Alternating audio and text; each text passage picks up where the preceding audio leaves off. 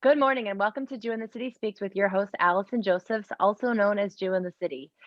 We have all of our own holidays as Jews, but when you are living in America and you are partaking of media or, walk past the card section, you notice that there's other holidays that are out there that are being celebrated.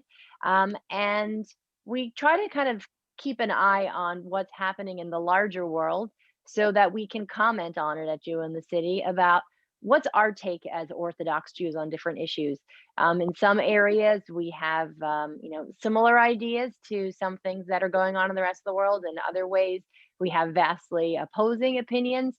And so, right now, love is in the air. At least in Hallmark, in secular America, Valentine's Day is coming up, and the topic of romance and passion, I think, is a really important thing to talk about in the space of Orthodox Jews because I know for myself growing up as a non Orthodox Jew, I saw the community from afar as sort of very modest and very rigid and probably didn't allow for any passion within a marriage, more like, you have certain obligations in marriage, you have a certain obligation to procreate. I sort of assumed that was what Orthodox Jews were sort of subjected to.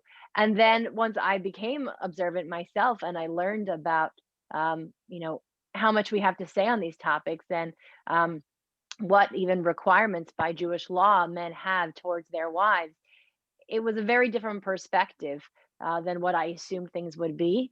And then, of course, we have the segment of the population that is just as, I would say, repressed as I believe they were. Because as I've sort of delved deeper into the Orthodox experience, I understand that not everyone has access to all the sources and healthy perspectives on what our sources actually say, both in terms of philosophy and actual obligations by Jewish law. And so, to help us unpack this topic, we have an incredible woman with us today. Her name is Elisheva Liss. She is a sex therapist. I'm going to let Elisheva describe to you her various trainings and sort of, how and why she got into this space. But Elisheva, thank you so much for joining us today. My pleasure. Thank you for inviting me. So give me, because I feel like when I read through the bios and the different letters that people have by their names, just explain to our audience, did you go into the field of mental health to be a sex therapist, or did you know, did that come along further along the way? Did you start off on a different sort of path and then you sort of specialized in this? So if you could kind of let us know, like, what is your specific education and training, and then sort of what is the trajectory of your career? Sure.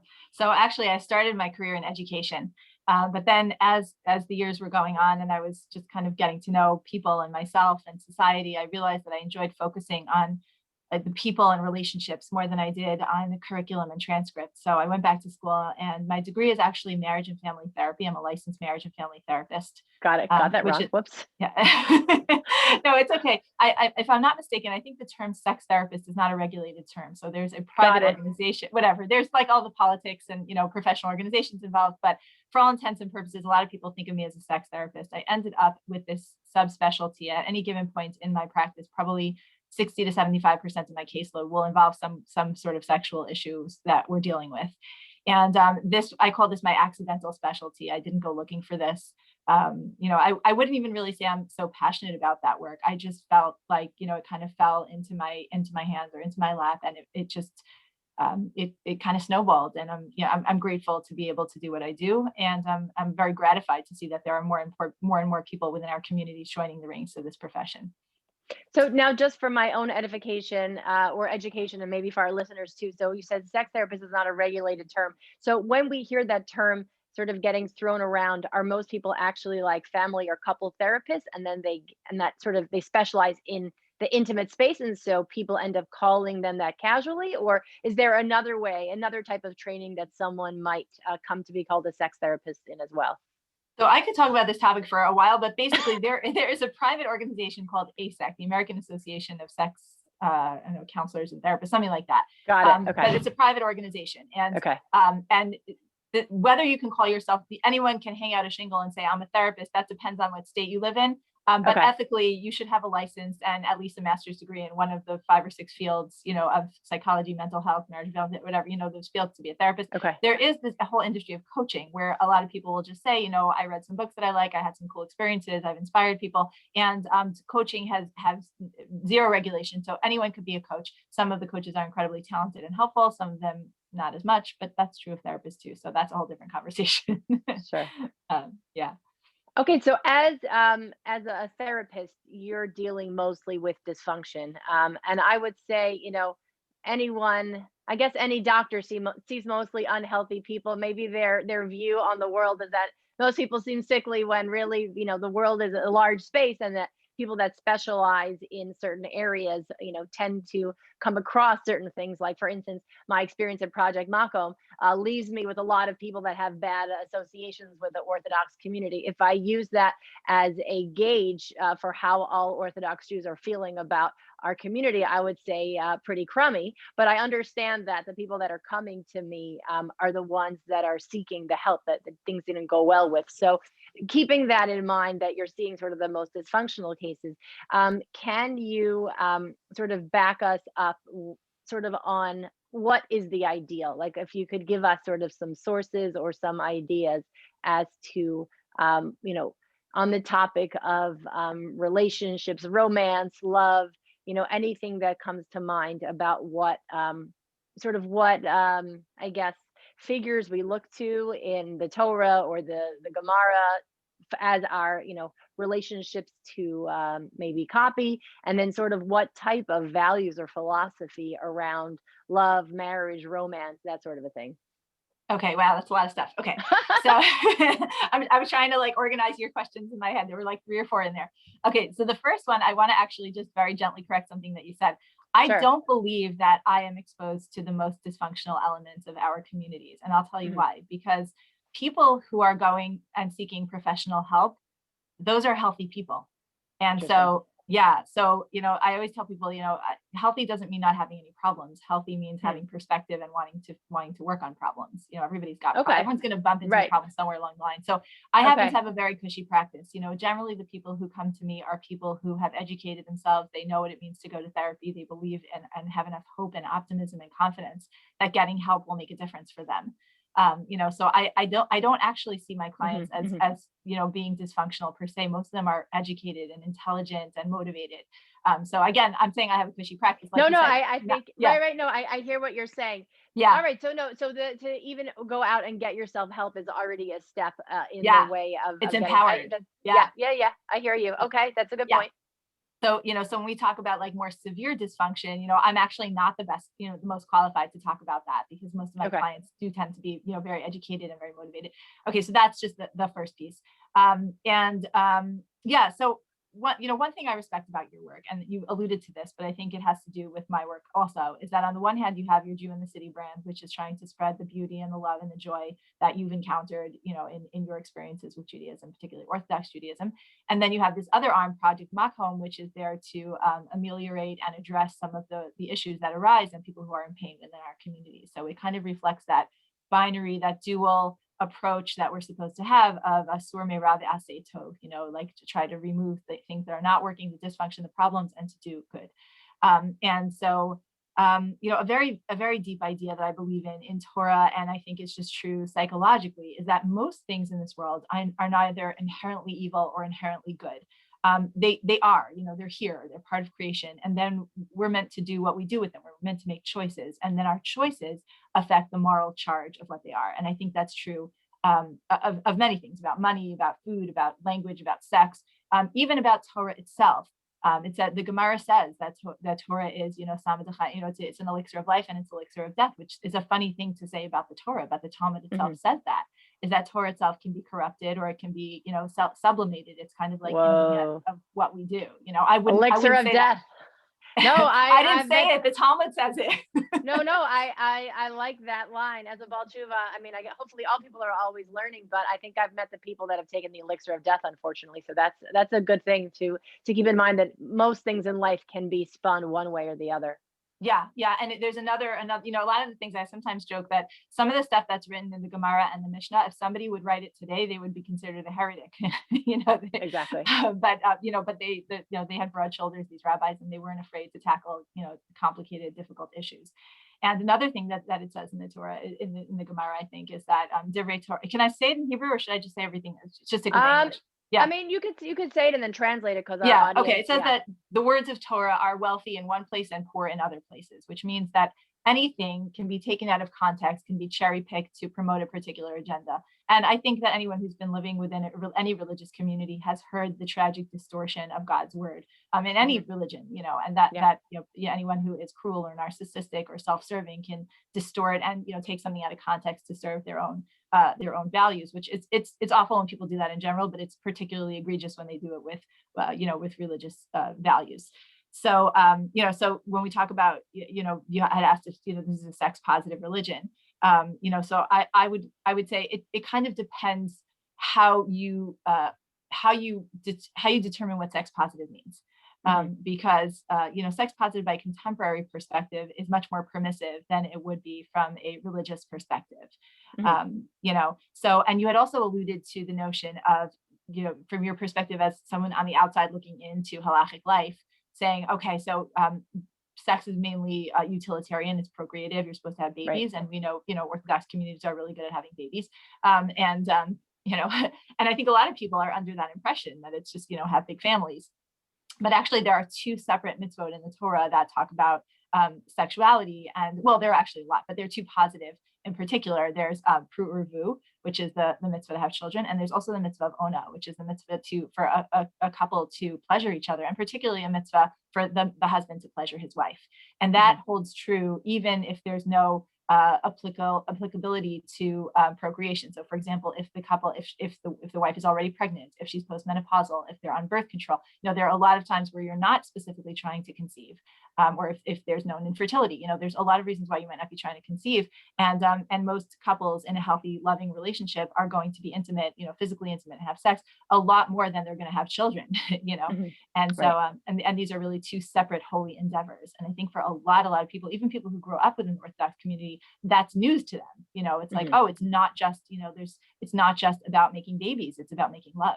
And that's very much a Torah value. And I think that's also where, and I'm not a scholar at all, by any means about this, but my understanding is that's where Torah is divergent from, let's say, Catholic ideology, which Catholicism seems to render marriage as a concession to human desire, but the ideal is to remain celibate and I think single. Nuns and monks are, very holy. Whereas, let's say there was a Rabbi Ben Azai in the Mishnah, who was a Tana, and he said, I'm in love with Torah. I just want to learn Torah. I don't want to get married. And he was criticized by his peers. That was not considered the ideal. That was not considered holy.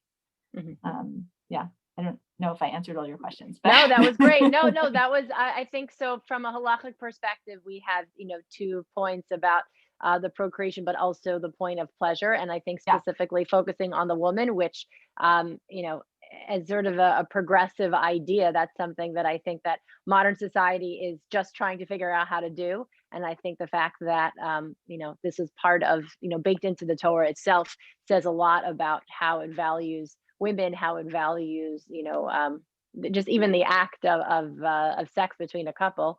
What about any like stories in the Gemara or stories from the Chumash of like couples that maybe we're supposed to look towards? Are there any? I mean, I guess as a frum therapist that's dealing with relationships, does I know you wear your sort of therapist hat, and then you also wear your Jewish hat. So does the Jewish stuff come into play as you're guiding the couple? I mean, I know, and I guess we've spoken before that you don't go in there to tell them you should be doing X, Y, or Z in terms of what they should be doing, but more the question is, I guess, in terms of your framework of what healthy looks like. Maybe that's what I'm trying to come at in terms of what your balance of healthy looks like, and how sort of Torah hashkafa may sort of form an opinion in terms of your outlook.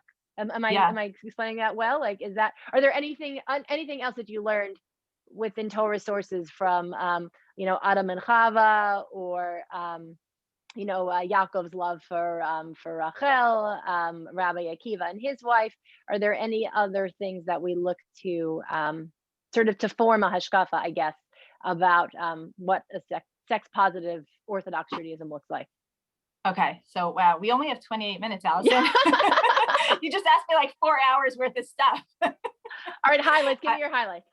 One of my most annoying qualities as a therapist is that I tend to recommend, I always beg my clients to read books, like give them, extra reading and homework and stuff. It's always optional, but I just kind of feel like I owe it to people. There's just such a plethora of availability out there. And when you mentioned before, not everybody has access to sources, you're right. It is tragic that not everybody has natural and culturally ingrained access to sources. But the reality is that nowadays, anybody with the internet does have access to some sources. And so I love to recommend books that are that represent what to me feel like a healthy depiction of what holy sexuality looks like. And as you were speaking, there was one that came into my mind that if with your permission, I would share with your listeners. The book's titled Marital Intimacy by Avraham Peretz Friedman. And I don't know him, but he did a wonderful job collecting a lot of primary sources and also more, recent sources, but specifically primary sources, from Tanakh, from the Medrash, from the, the Mishnah and the Gemara, also Rishonim and Achronim, but, really a beautiful cross section of sources that is the kind of stuff that is not yet currently taught enough in Orthodox elementary and high schools. And so very often when I'm working with an Orthodox couple and part of what they're recovering from is either the pathological level of non-education or damaging education that they, which is not, in my humble opinion, not sanctioned by Torah. That is a culturally evolved phenomenon borrowed from Catholicism. And so when they're trying to heal from that and re-educate themselves and learn that sex is not just about don't do this, don't wear that, don't talk about this, don't think about that. There's a whole, Garden of Eden worth of pleasure that we're meant to enjoy and explore and partake of. So that's one of the books that I'll recommend. But to answer your question as to what extent I involve religious theory, philosophy, and practice with my clients, even when I'm working with Orthodox clients, I do need to be very careful because they're coming to me as a clinician. They're not coming to me as a rabbi or a rebbitzin or a kala teacher. And so very often we'll kind of lay that out on the table and I'll say, listen, we're part of similar communities and, we may or may not believe the same things. But you let me know, my job as a therapist is to collaborate with you on your terms and to understand, where you're at, what's important to you, what are your values, what are your needs, what are your beliefs, and what's going to play in here, and be a very non-judgmental, impartial presence in your life. You asked about Torah sources, so there are so many. One of the sources that I like to give is very often when couples have a desired discrepancy, a difference in who in sexual appetite and libido. So there's I think it's in Parshat Vayishlach, when Yaakov is sending a gift to Esav, and he sends all these different animals, like a few psukim worth of different animal species, like numbers and types. And it's like, who cares? Like, he just sent him a lot of valuable animals. It's really nice, And Rashi brings the Gemara that says that the reason that it lists all the different types of male and female animals is to let us know the ratio. It's a metaphor of ratio of different species needing different frequencies of intercourse, which hints to the notion that the Torah is not going to prescribe very much about our sexual relationships. Now, I know to anyone who knows about the Nida laws, that might sound funny because it's like, no, the Torah very much prescribes a lot about our sexual relationships. But in terms of pleasure, in terms of frequency, there is actually a pretty wide margin as far as a couple's autonomy to communicate and collaborate and figure out what's going to work for both of them as a couple, which is, like you said, it's a progressive idea. It's not one party's job to service the other. We're supposed to, we're supposed to come together, not not just about a soul or an intellectual connection, but it's a physical connection. It's a very physical relationship, unapologetically so. And it's built into the Genesis narrative. It's not good for a person to be alone. They start out in the Garden of Eden in the nude, no shame. Literally says that straight out in the verses. It says that and very often, it's so interesting. I pointed this out to my kids that when it says throughout the Genesis, the book of Genesis, it will very often say, so this man and this woman had sex, and then she got pregnant, and then they had a baby. It's like, after the first couple of rounds, we know the deal, it's like, there's no immaculate conception in our tradition, but I feel like the Torah is kind of letting us know that these are significant elements of the relationship. It's not just, a hechsher, something that has to get done in order to, there's inherent holiness and pleasure and beauty in that. Just touching on this idea of sex positivity, because it's so incredibly sensitive and complicated in today's society. There's Torah, and within Torah itself, there's 70 facets, and I would say probably another 700, sub facets. There's the primary sources, and the Torah and Tanakh give us a nice amount of sex positive content, but there's also a lot of stuff that doesn't feel so comfortable to the contemporary mind. And, many traditions, so there is sex positivity within marriage, but Judaism, like most religions, does frown on premarital sex, on extramarital sex, on any kind of aggressive, non-consensual, violent sex, incestuous hookup culture. A lot of the stuff that, some of that stuff is considered egregious even by contemporary secular standards, but there is a very strong liberalization of sexuality that has taken place, I think probably starting in the 1960s, at least in our round of it, and I know that's outside of the scope. And also, I also just feel like I need to say this, I hope it's okay. It's a very heteronormative sexual paradigm. And that's another thing that many people in our communities are struggling with. And so, and I know that's outside of the scope of the purview of what we're talking about today in terms of specific sources, but I just feel like it's important to acknowledge and, and feel the reality of those members of our communities.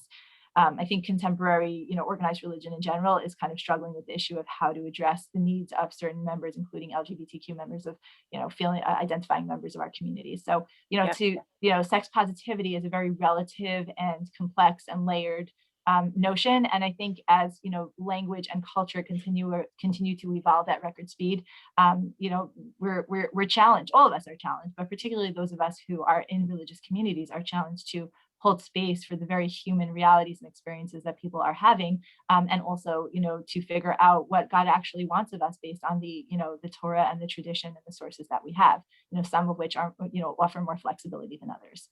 No, I appreciate you saying that. So now that we've talked about that it's sex positive within certain parameters in certain ways, how do we give over this message to our children? There's probably a range of opinions about when to have the talk with a child. Different communities do different things, different families do different things.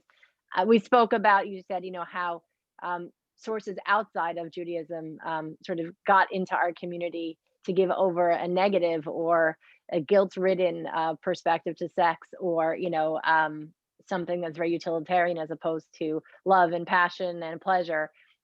What are some tips? And now we're actually coming to the end of the interview now. What are some tips? What are some tips that our listeners as parents could do to promote to their children an environment where they can ask questions, they can, get a healthy, without obviously getting too much information about mom and dad, but sort of be raised in a home where there's healthy, understanding about sexuality and an openness to ask questions or be informed. Okay, so to my knowledge, and again, not a rabbi, but to my knowledge, the Shulchan Aruch, the Code of Jewish Law, and the other texts that people tend to see as the classic texts for Jewish law do not tell us to have one big talk with our children at a particular point, whether that's puberty or later or earlier. My humble opinion as a therapist and as a Jew and as a mom is that it should never be just one talk. Things that are important to us, it's not like we wait till our kids bar or bat mitzvah to say, oh, by the way, we believe in God. Okay, this is an important talk. Make sure you stick with that, right? If we want our kids to have self-esteem, we don't one time in the course of their childhood to say, hey, sweetie, you have a lot of potential. Know that. Okay, now go along then, things that are really important to us, we show our children by offering them time and time again, different iterations and permutations of how they apply. And the Chumash, the Tanakh is chock full of opportunities to offer this, right? That if you just go through regular parsha, regular pshat, I love to look at Shir Hashirim. It says that all of the books are holy. Shir Hashirim, the Song of Songs, is called Holy of Holies, right? The Kodesh Kodashim, the Holy of Holies in the actual temple in the Beis Hamikdash, was called Chadar Hamitot Shebahechal. It was called the bedroom. When they entered the Keruvim, the cherubs that were atop the Aron, which was the holiest place in the whole world, right, in the whole Beis Hamikdash, they were copulating, they were fornicating. They were embraced, not just embraced, they were having sex. To the point that it was said, like, oh, would Jews have pornography in the Heichal? No, Jews have intimacy in the Heichal. So there are so many, starting with, let's say, a book like Marital Intimacy, there are so many beautiful shiurim on sexuality. There's a story in the Gemara, I think it was Kahana and Rav. It definitely was Kahana and Rav. I don't remember who was this. It was, yes. I believe so, yeah. Rav was the teacher and Kahana was the student, correct? Mm-hmm. So Kahana was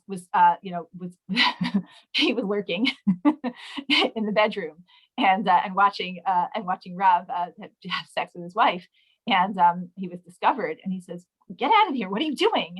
He says, "Well, Gamzu Torah, I need to learn. How am I going to learn?" So I think it's a fascinating piece of Gemara, and again, you couldn't really write that today. Right. But I think the powerful takeaway of an agadita like that, of a story like that, is that people want to know stuff, okay? And they're going to go about learning it however they can. And so if we don't teach our children healthy, holy perspectives on relationships, on sexuality, on understanding their own developing bodies, over the course of their lifetime, and I believe that it's many, many, dozens of conversations, prompted by, different things that come up along the way, then they're going to learn from what I think are three primary sources: peers, porn, or predators. And I don't mean that to be cynical or fear mongering. I just, in my practice, I see that to be the case. And I don't think that that's a function of dysfunction. I think it's a function of society as we know it. And so a lot of people will say, well, I heard from my friends and, on the school bus, and I'm okay. Maybe, but I think Shir HaShirim is a great place to start, because it is such an incredibly passionate and explicit piece of very holy, romantic sexual writing. And, that's a good place to start. And, lots of other places in the Chumash, and in other values. I also think that it's important for parents to model love, not eroticism, but love between themselves. People sometimes say that they don't want to touch in front of their children, whatever. That's a matter of, personal preference. But I think that especially since children are going to almost inevitably see their parents having a little bit of tension or bickering or fighting, depending on what's going on in a particular house, they should also see their parents, smiling and flirting and showing a lot of appreciation and respect for each other, and narrating it, saying like, aren't we so grateful to Abba for doing this? Like, don't you have the world's best mommy for, like that sort of modeling. So you teach your children. I mean, that obviously makes sense. Yeah, I would say that, so many of these things are, clear ways, I think, of raising children in a healthy way, having the open communication where there's ongoing conversations about any topic that's on the child's mind, whether it's a Jewish subject or, something about, their social life, or, sex as a topic, and then, modeling the behavior that you want them to see. And I guess, right, different communities will have different standards about how, if they don't touch at all, or if they have some minimal amount of affection in front of the children, but that the children should be able to sense that there's love in the home, and that the parents have this deep connection with one another. We are out of time. I guess we were not able to conquer this entire topic, but let our listeners know where they can hear more about you, because you have an online presence, you have a private practice. So let us hear what we can do next, now that we've gotten the intro. Okay, sure. Thank you. Okay, so most of my content is available on elisheva.com. I have a blog there. Probably most of the articles are on sexuality. I've had a little over 100 articles.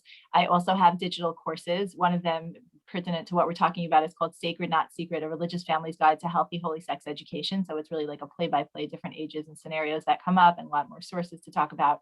That was, sort of a really important project to me. I also have a book. It's called Find Your Horizon of Healthy Thinking. The book is G-rated. Yeah, I don't know. I guess I'm on Instagram as well, but probably most of my, substantive content could be found on the website and the digital courses. And contact info for if they'd like to contact you as a therapist as well.